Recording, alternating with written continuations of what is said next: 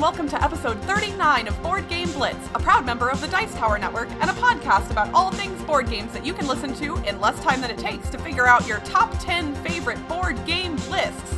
Board Game Blitz is sponsored by Grey Fox Games. This week, we're finally doing the thing that everybody loves. We're making a list. First, we discuss a few games we've played recently, like Flip Ships, Magic the Gathering, and Near and Far. Then we each share our top 5 games that surprised us in good or bad ways. Finally, we wrap things up with a look at the etymology of the word card. And now, here are your hosts, Ambie, Cassadi, and me, Crystal. One quick announcement before we hop into the episode. As you've heard from me in the last few episodes, the Fantasy Board Game League is still ongoing, and I really need you to vote for me.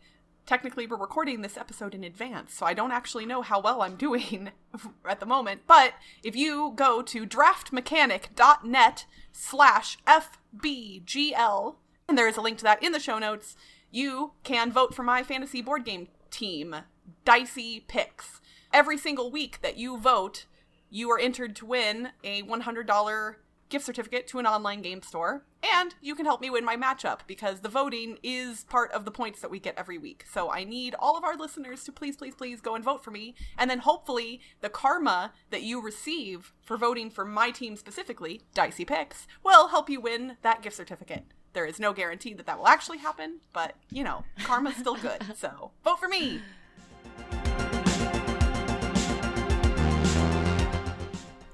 I got to demo Flip Ships at Dice Tower Con, and I finally got to play a full game of it recently. Flip Ships is a 2017 game by Renegade Game Studios, designed by Kane Klenko. It's a cooperative dexterity game for 1 to 4 players, and it takes about 45 minutes. So Flip Ships is kind of like Space Invaders, the board game. There's a deck of cards that are enemy ships, and they're lined up in a grid. And you have your own ships that are little pog-like discs, little discs of cardboard. And Shout out to Pog! Yeah. And you launch them onto the enemy ships by flipping them in the air. So you can like flick them or lift them or something. But you have to make sure they flip over themselves and then land somewhere. And if they touch a card when they land, they hit that enemy. And you can hit multiple enemies on the same shot. Each of your ships also has special powers, so one person's ship could hit an enemy even if they weren't touching it, or another ship can hit an adjacent enemy to the one they hit. And you want to kill all the enemies, because more will spawn each turn, and the ones that are already there move toward the surface, and if they reach the surface of the Earth, or whatever planet you're on, they'll attack. To win the game, you want to kill all the ships and the mothership. The mothership is this big cardboard box standy thing with an opening in the top. And to hit the mothership, you have to land your flipped ship inside that box. And if you kill all the little ships before you kill the mothership, then you get one last turn before the mothership blows you all up. So it's kind of hard. You want to make sure you're getting hits into the mothership too. And kind of sounds like the end of Metroid, based on the way you described it. It was actually like the end of Independence Day too. Oh, yeah. Yeah. And during the game, as you take damage, you end up unlocking more ships. So you each start with 2 at the beginning, and you can unlock 5 more for 7 total. And the later ships also have better powers. So you need to keep that in mind when you're flipping your ships, since you get to flip all of them on your turn. So you pick which ones you're flipping in order. And it's neat having a bunch of ships to flip at the end of the game, because you just flip, flip, flip.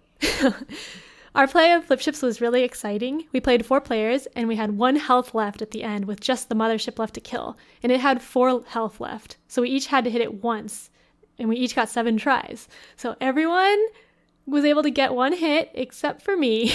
Oh, no! And so the Earth was destroyed because of me. Wah, wah. And then after the game was over, I did like 1 more practice shot to try to get it in the mothership, and I got it on the first try. So of course. Yeah.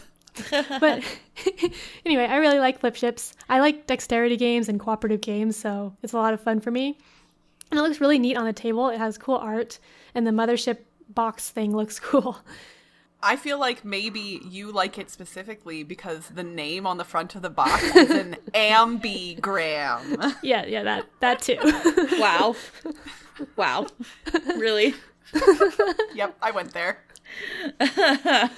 I don't know if I can beat that pun.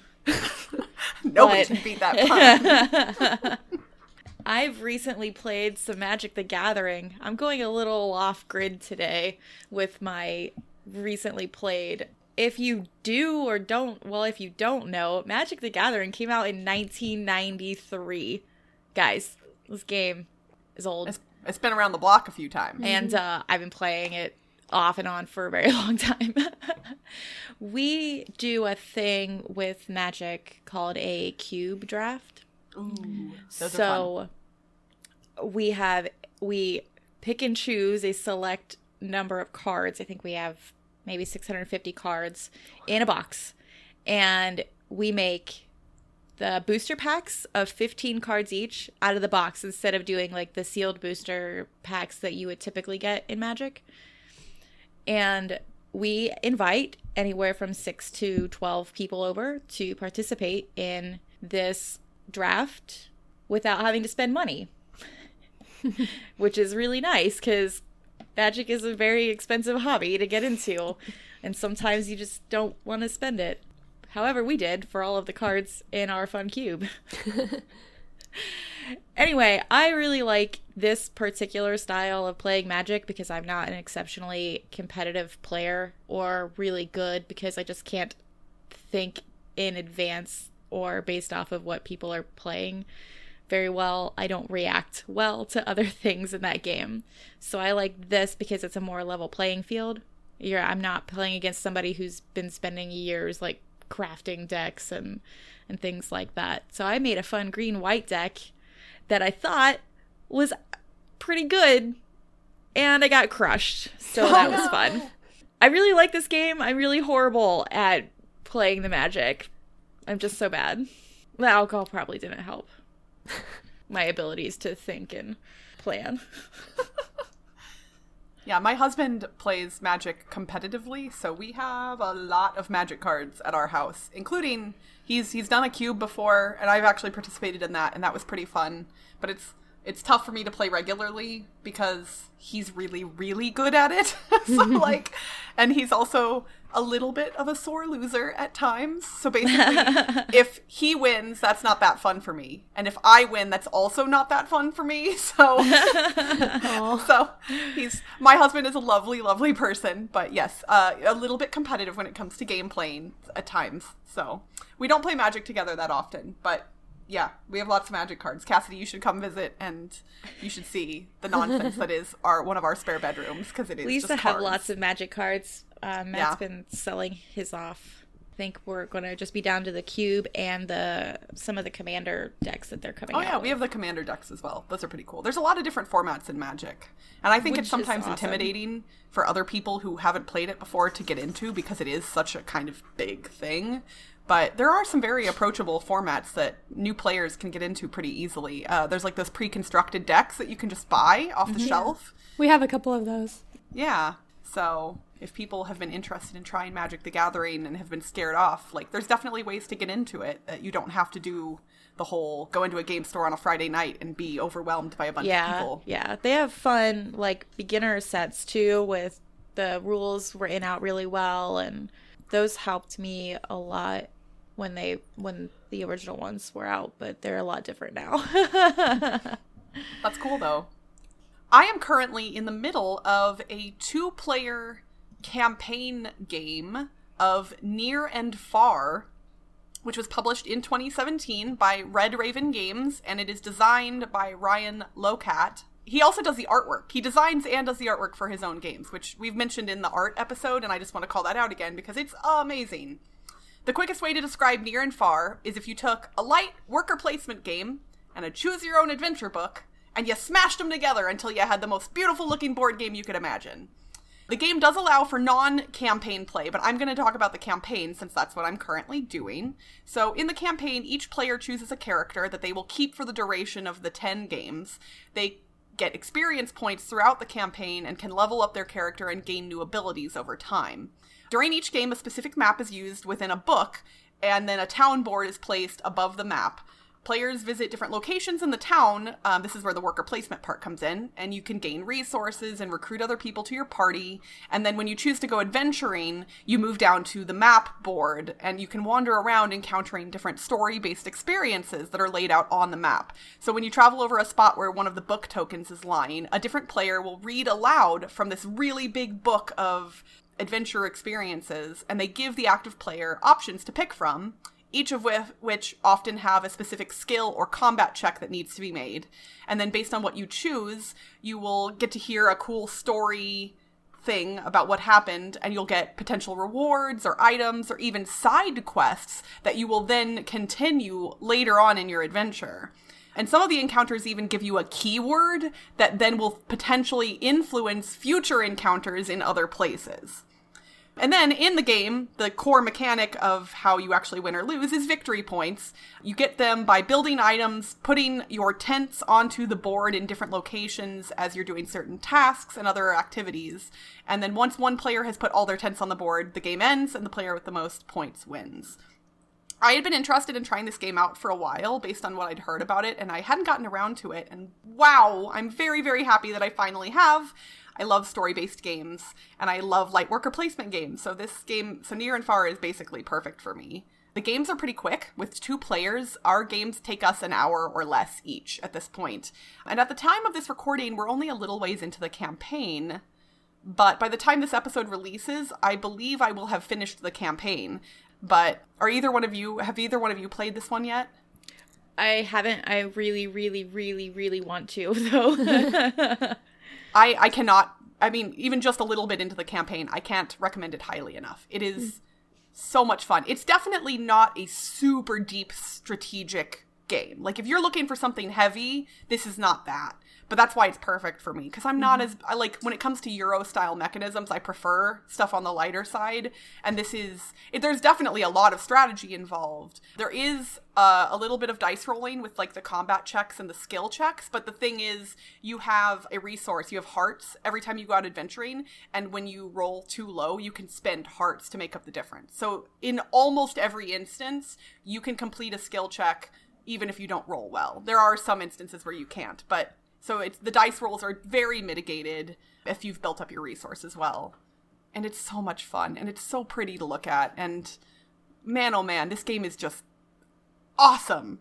Yeah, I really want to try Near and Far. I played Above and Below and didn't like it because I was expecting more emphasis on the storytelling, but it seemed to, like, dissuade the storytelling with the points.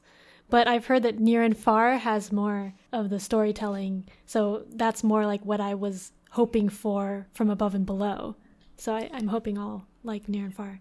And I imagine if you were playing with, like, 4 players, you wouldn't, like, each player would only get little bits of the story, probably. But with 2 players, on most of the maps we've played thus far, I believe there have been 7 different, like, book tokens on the map. So each game, we tend to each get, like, either 3 or 4 different story things, and the game only takes an hour, so that's a lot. So yeah, I don't know how well the game plays with 4 since I haven't done that, but I'm really enjoying it with 2 players. And you have an animal companion, and if you lose a game, in the next game you get a better animal companion. So normally you either get a dog or a cat, and if you lose in the next game you get a platypus, and it's so cute. Gosh. Oh, that's silly. It's so silly, and I love it. Oh, and the artwork is incredibly diverse as well, which is I appreciate very, very much. So props to you, Ryan, for doing that.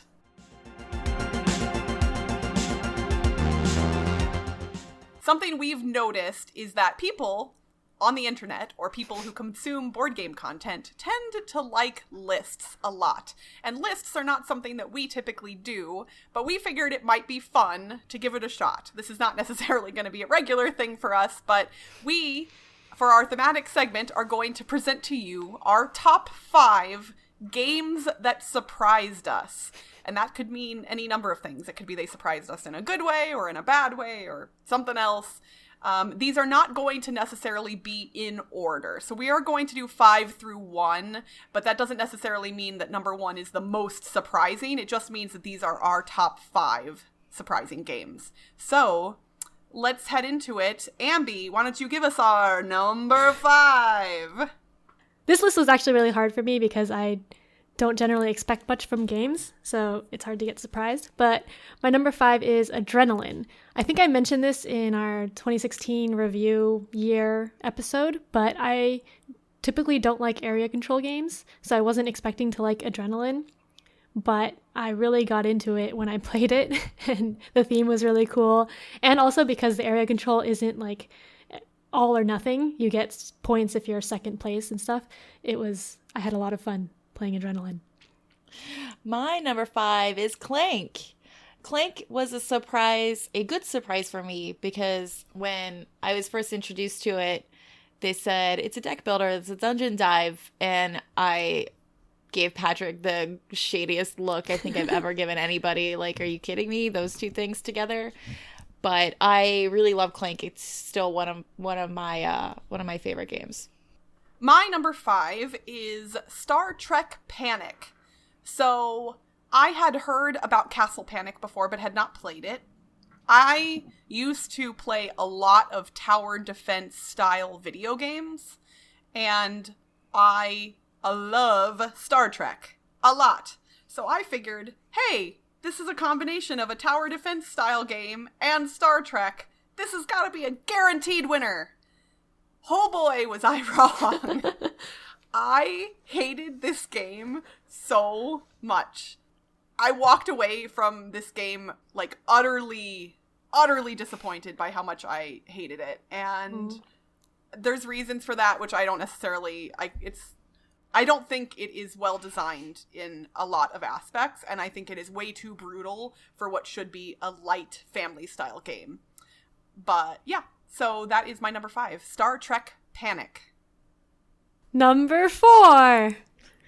My number 4 was Codenames Duet. Codenames is a great game, and then Codenames Pictures was basically Codenames with pictures, and then Codenames Marvel and Codenames Disney are Codenames with Marvel and Disney pictures, which is basically the same rule set. So Codenames Duet, 2-player Codenames, I was thinking there isn't going to be much difference, it's just going to be the same thing. But I was surprised because there were actually some rule changes that made it a good game. Like, I mean, Codenames is a good game, but Codenames Duet was a different, interesting game as well, because you're giving clues at the same time, you both have clues to give and stuff. So I really was surprised by Codenames Duet. This was on my short list for this as well, because I had burned myself out on Codenames, and I really love Codenames Duet, so that's a good choice. I don't know if I'll ever play it, because I just don't get the opportunity to play 2-player games. Yeah, so. my husband and I don't actually play a lot of 2-player games, but this one has hit the table for us a few times. We both really enjoy it. My number 4 is Sagrada. I say Sagrada surprised me because I hate dice, and this game is all dice. You don't hate dice? You used to hate dice. You kind of like them have a large dislike for dice. But anyway, Sagrada is my most played game of the year, and I picked it up in July, so it definitely surprised me, and I really do enjoy it.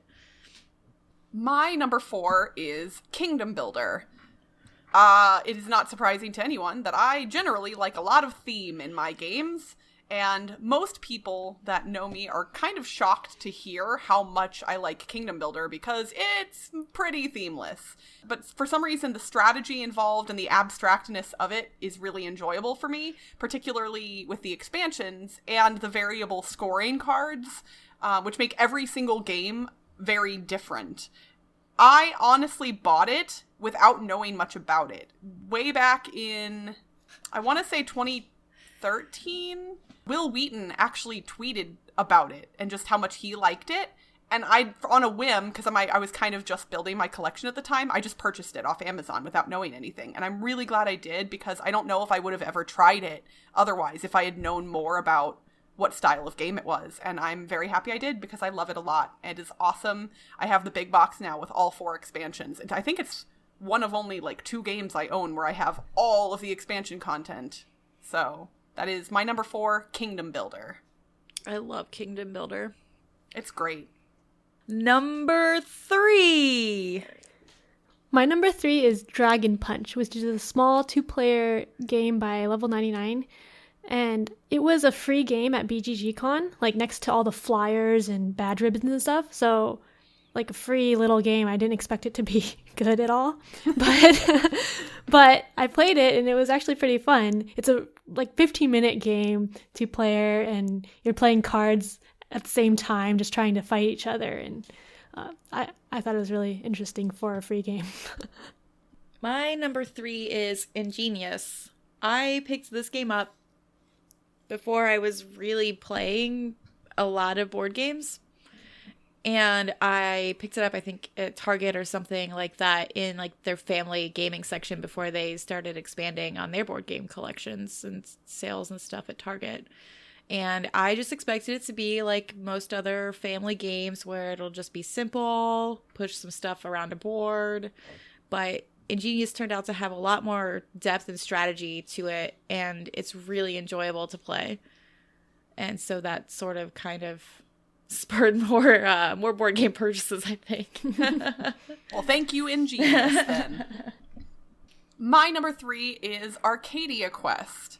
So unlike Kingdom Builder, which I just talked about, which doesn't have a lot of theme, Arcadia Quest has a lot of theme. But the reason it surprised me is because the very first game of the campaign that my friends and I played, I had a really, really horrible time. And this was not necessarily the game's fault, but there is a lot of dice rolling in Arcadia Quest, and by sheer luck, all of my dice rolls the first game we played were horrific. Just every single one of them. It was misses. I was unable to do just about anything. My characters kept dying. It was really, really frustrating, and therefore I didn't have a good time with it. And even in that moment, I was able to recognize that there was potential there, but it was hard for me to say that I liked the game because of how bad of a time I had with it. I told my friends, let's play the next game in the campaign. I'm going to give it another shot and we'll see what happens, but no guarantees about me wanting to continue past that point. And we did. And when the dice rolls weren't, statistically horrible the whole time, which is rare to happen, I found that I loved it a lot. I really love Arcadia Quest. It is a wonderful game, and obviously with, like Cassadi says often, dice rolls can go really, really poorly, and having some bad ones and some good ones is fine in a game, but just based on the sheer luck of it, that first game was horrible. We ended up playing through the entire campaign, and I had a blast with it. Arcadia Quest is wonderful, so I was surprised in a good way by Arcadia Quest, my number 3. Number 2! My number 2 was Spyfall. I like social deduction games usually, but I guess I don't like all of them now. So I thought I would like Spyfall because it's a social deduction party game, but it turns out I did not like it at all, really. Because it was too stressful coming up with questions and answers because it's very free form. And I like where you can just say yes or no and the question and answer more. So I was sad that I did not like Spyfall. That's actually the thing I like about Spyfall is the coming up with the questions and answers. But other than that, I just do not like that game. I think you definitely need to play that game with the right group of people, because in the wrong group, it can fall flat really quickly. My number 2 is A Feast for Odin. And I'm going to say, this is silly, A Feast for Odin surprised me by literally how heavy the box was.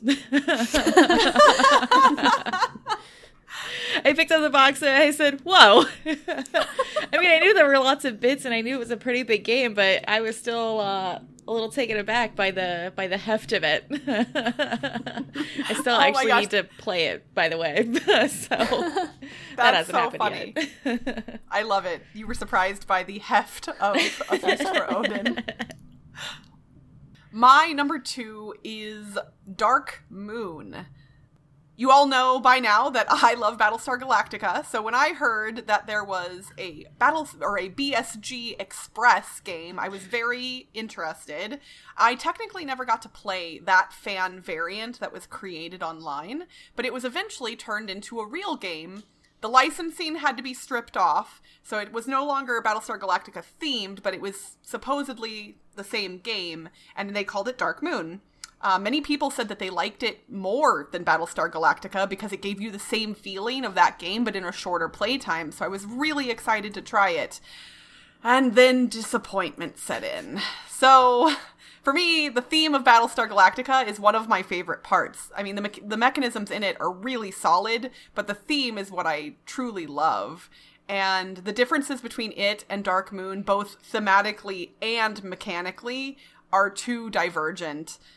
I went in expecting something similar to Battlestar, and that is not what I got out of Dark Moon. If I'd played Dark Moon with no prior knowledge about where it came from or what it was supposed to be, I think I might have actually really enjoyed it.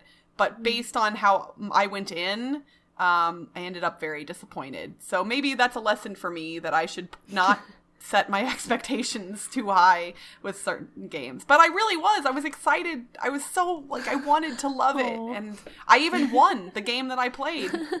So clearly it wasn't a matter of losing. It's not the same. Battlestar Galactica is a class in and of itself that will probably never be met for me. So that is my number 2, Dark Moon. And finally, number 1! My number 1 is 18xx games. Surprise! So I didn't expect to like 18xx games when I first started. The first game I played was 18AL, which I actually don't recommend as a game. But so I didn't know what 18xx games really were. And so we had to watch a Scott Nicholson video on an intro of what they were. It's an hour long. And then read the rules to 18AL, which are terrible. It's 18xx rules are really hard to read. They're like tax documents or something. So it was I don't know what's going on. You're selling this really well, Ambie. So I was really not expecting to like it, but we played it and we all were oh, this is really neat. And then we played it again, and then we started getting into more 18xx games. So, but now there's more intro videos. Heavy Cardboard has the 1846, and I've done the How to Play 1830. So there's more videos out there for people wanting to get into it. And maybe you'll link to those in the show notes in case any of our listeners have heard you talking about 18xx and want to try and get into them. Good idea. Okay. My number 1 is Jack in the Box. Surprise! Because it pops out at you. Seriously, I couldn't think of a 5th one. I'm a horrible person and go into everything with no expectations and generally don't get surprised. But the Jack in the Box when I was a kid always scared the crap out of me. So, yeah, Jack in the Box. Wait, the toy, not a game? My number 1 is Stockpile. So, no offense to Ambie and her 18xx games, but generally for me, when a game has stock market related mechanisms at its heart or as a big part of it, my eyes tend to sometimes glaze over and my mind starts to wander. Stocks don't immediately enthuse me, I should say. And that is why I was super shocked to discover how much I loved Stockpile. Which is not an 18xx game, to be clear. It is a regular board game, but it is pretty much just stock market. I only tried it because it was a play-to-win game at a convention I went to in 2015, STG Con in St. George, Utah. So yeah, we were we can play and win some games, so let's do that. And we tried it, and I loved it. It's really easy to learn and teach. We learned it from the rule book pretty quickly, and it's a lot of fun. The expansion that came out later, Continuing Corruption, made it even better. And the one piece of that expansion, specifically the forecast dice, I will never play without going forward. And that's not to say that the base game was lacking, but the dice are just so much more awesome. But yeah, if you are like me and stock market games don't really sound like a lot of fun necessarily, I would say that Stockpile is a great one to try out because it's easy to learn and it's really quite fun. So that is my number 1, Stockpile. And that is the end of our very first top anything list. It was fun for us to make. We hope you all enjoyed listening to it. If you would like us to do more lists of any kind in the future, let us know on Facebook, Twitter, Board Game Geek, wherever you tend to talk to us. Let us know if that's something that you would like to see more of. There's no guarantees that you will, but if it's something you like, then who knows? Maybe we could, and if you want to suggest ideas for top lists, that might help, theoretically, because if you give us a good idea, then maybe we'll do it.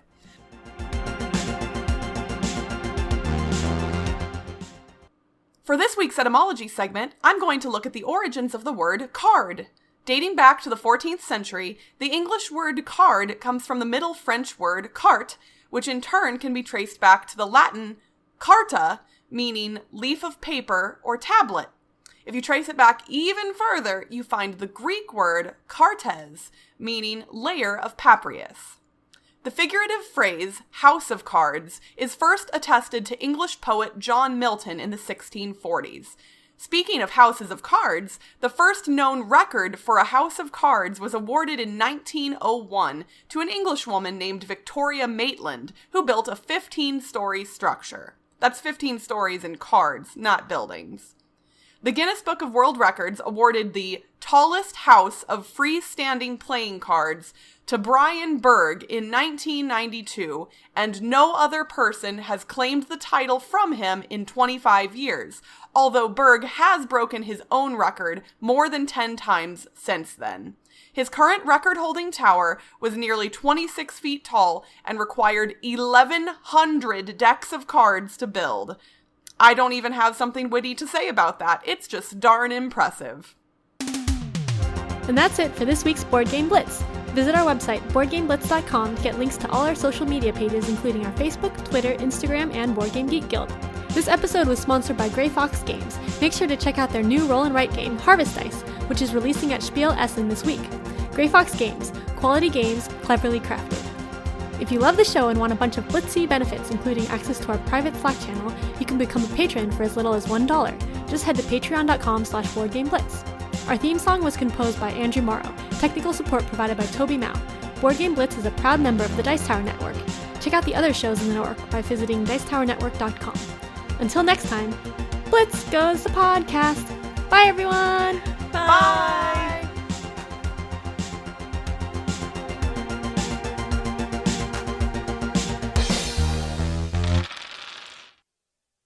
Number 4.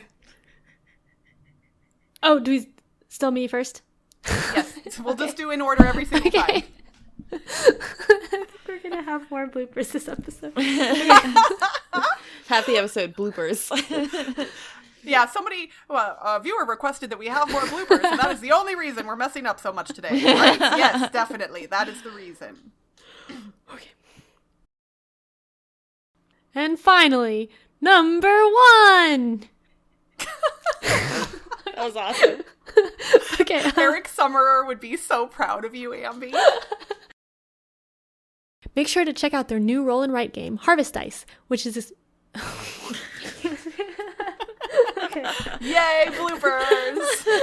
We have We too have many so already. many this episode. And we're already over the time Okay. we should be.